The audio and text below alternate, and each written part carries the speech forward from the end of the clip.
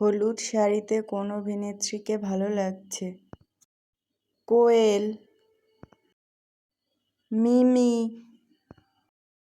শুভশ্রী,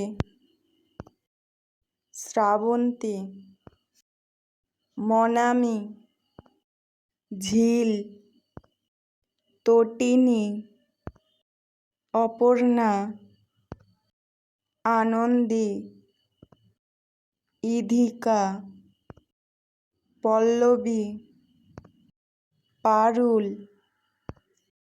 সুদীপা, আরশি, পুটি,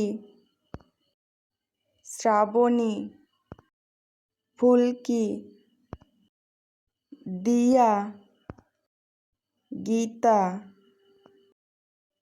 জগদ্ধাত্রী, দীপান্বিতা, সরোজিনী,